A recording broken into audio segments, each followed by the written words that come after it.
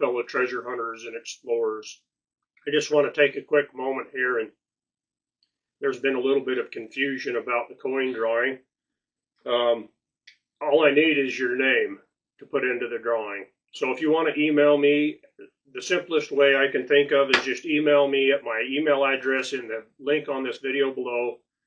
Just send me your name, and then if you draw, then I'll get in contact with you and we'll get it sent to you.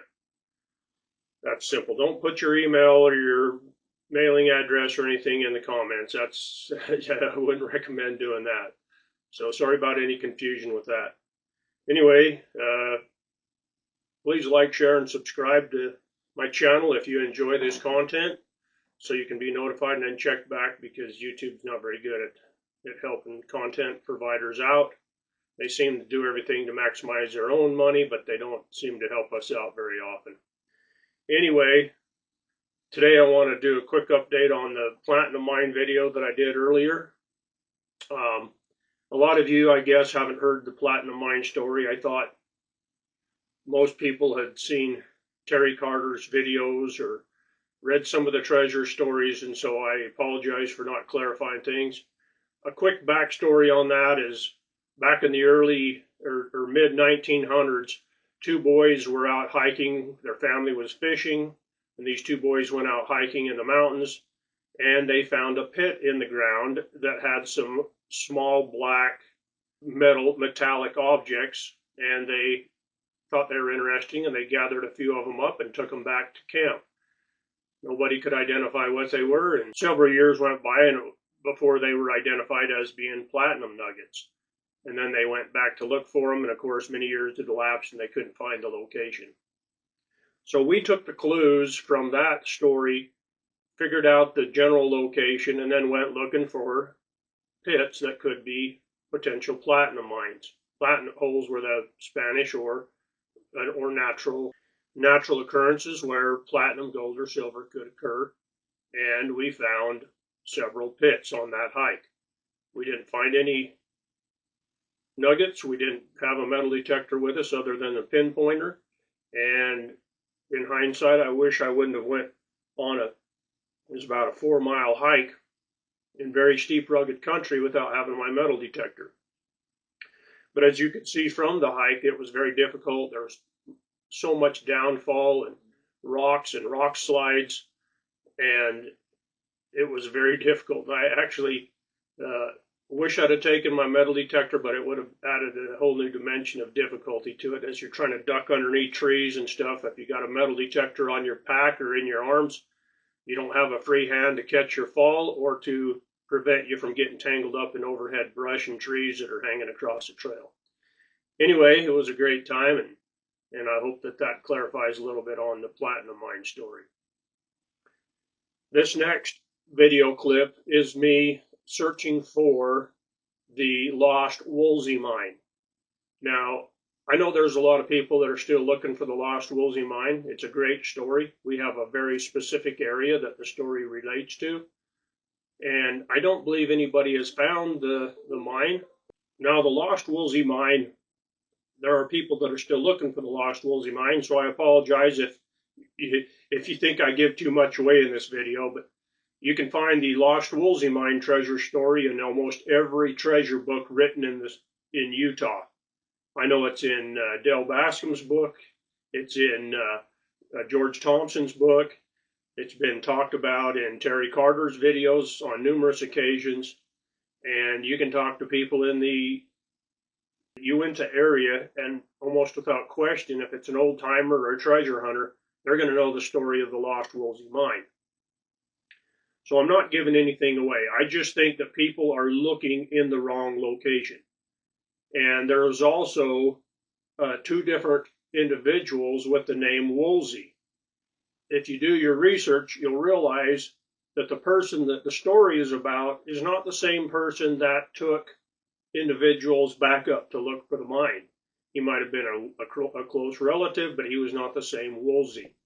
And another clue that may help you is that that if you get up into the area that the Lost Woolsey Mine was supposed to be in, there are many old trees in the area that have different names on there.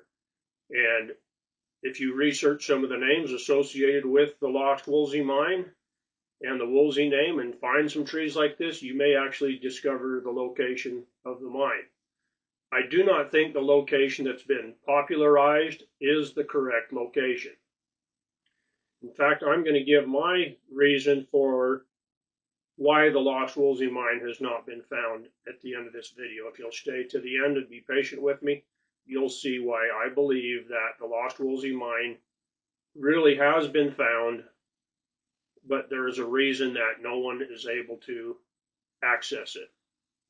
Anyway, on this particular trip, I'm looking in an area that is close to the Woolsey Mine, close to the popular location that the Woolsey Mine is supposed to be in, but I do believe that it is located a little bit different, and I think that either the original teller of the story changed a few things to protect the mine, or that other individuals that heard the original story changed the location to protect the location of the mine. Wow, what a deal, what a day.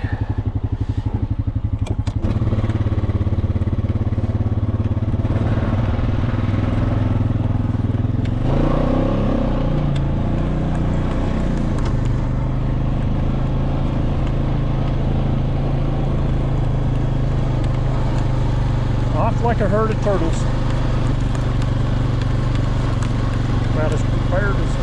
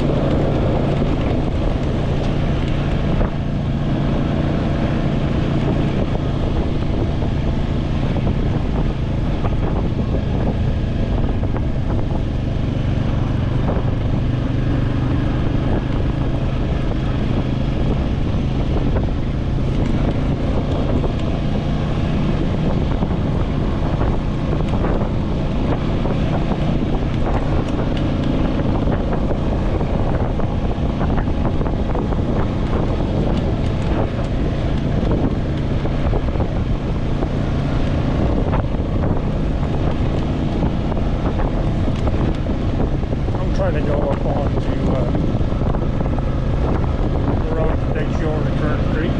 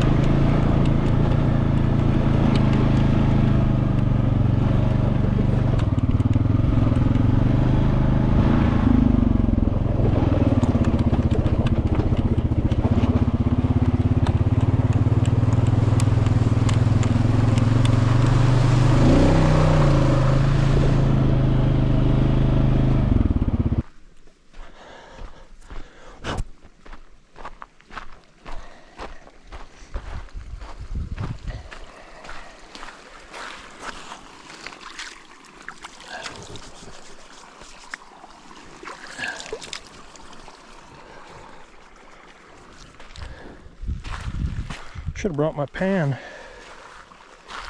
Been an excellent spot to pan.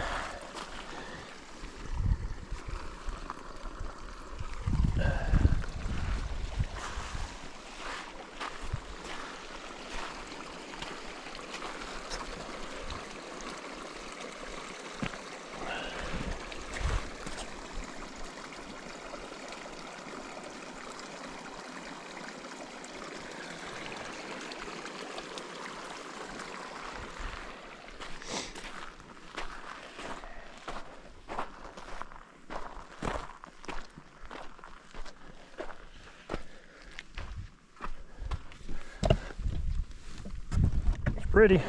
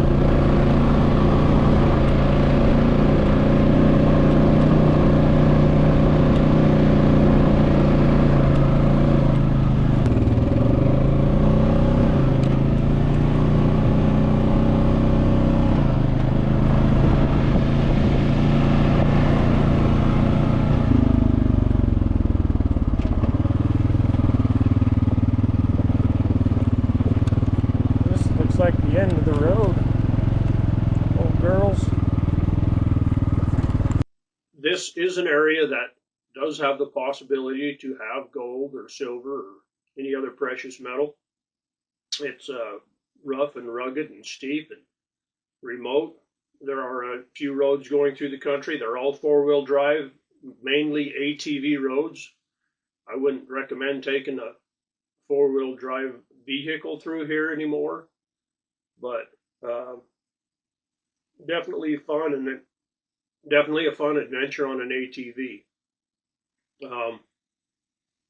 One of the clues that I will give in this is that I believe that the low pass talked about in the original Woolsey Mine story is not the correct low pass. You know, there's an area in that area. There is a place in the general vicinity that is actually called Low Pass, but there are also several other passes that are low, and I believe that that's what led to some of the confusion. And so that's my own opinion, and I did find some old names in the trees on this day, and you'll see those in the video, but it was a fun drive, and beautiful day. And the day after this, we got a beautiful rainstorm. I wish I would have been up there during the rainstorm. As dry as it's been, it would have been amazing, but very grateful that we did get some rain in this area. There is a fire going in the area about 100 miles to the west and north, and I really hope that rain helped that fire to be put out. So anyway, if you want to know more about the Lost Woolsey Mine story, I guess I could read it to you.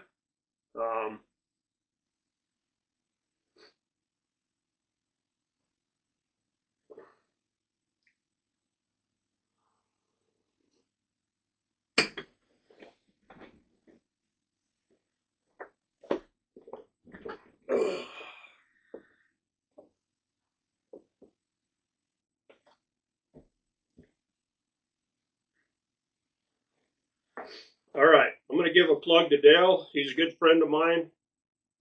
The recent Moonlight Gathering, he did a really good presentation on the Lost Roads Mine.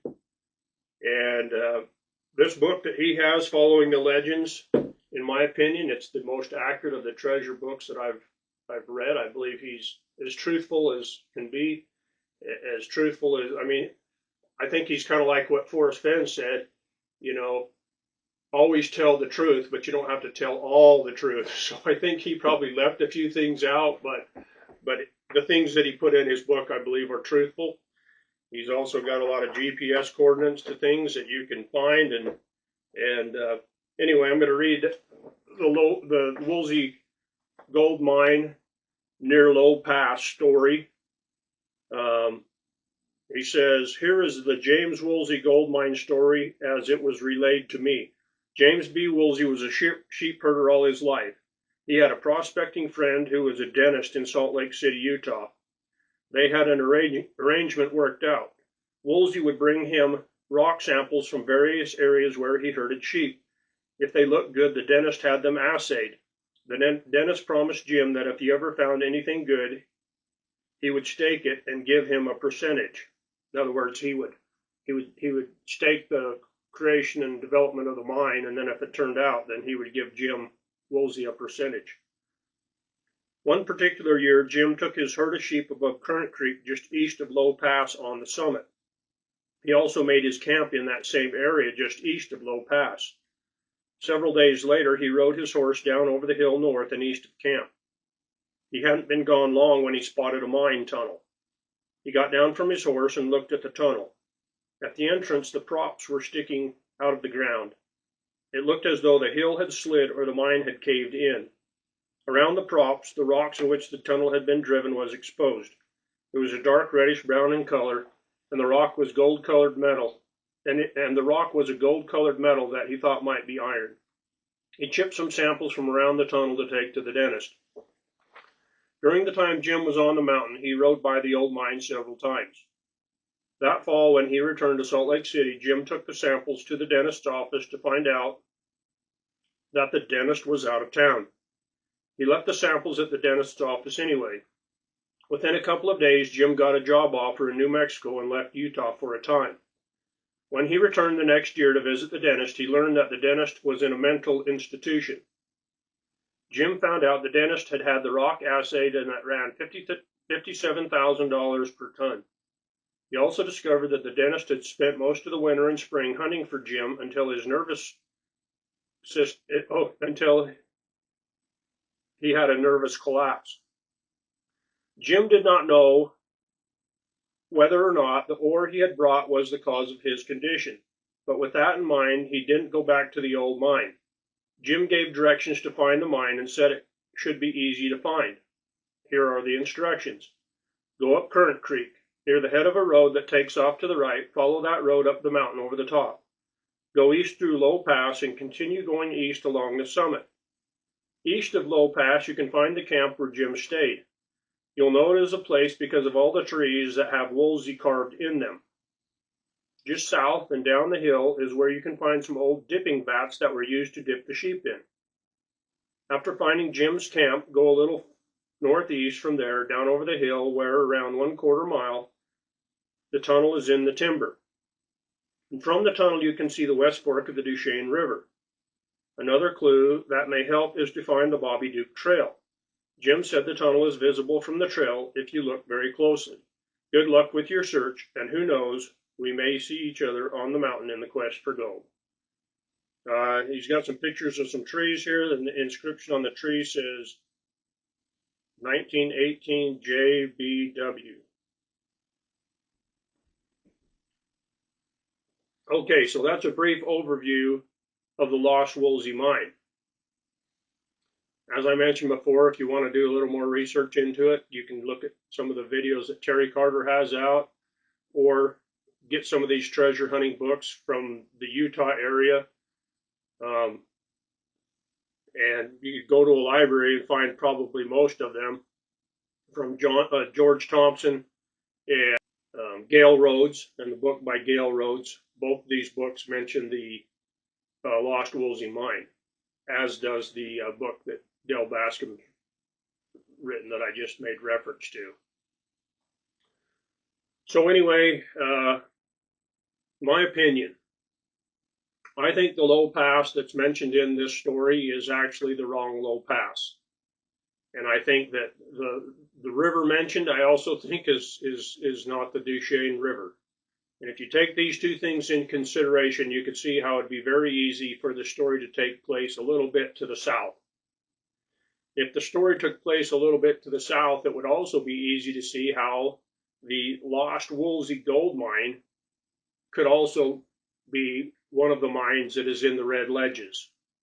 The Red Ledges are a group of ledges that are not too far away from this Current Creek area. They are off limits to mining and exploration. They are on lands that the Native Americans, the Utes, manage, and they have the mineral rights, the exclusive mineral rights to that area. And they are very, very sensitive about anybody getting into that area, being in that area. Technically, they can't really, technically they don't own the land, it's on forest land, but for some reason they do have the mineral rights, and there is no prospecting in this area. And you will get a big fat ticket and have other problems if you go into the area looking for gold or silver, or do any digging or panning or prospecting. However, I do know that there were several valuable mines in this area at one time, prior to the Native Americans having the mineral rights in this area. And there are several old mines, and there's one particular mine that still has the mine sticks and props sticking out of it.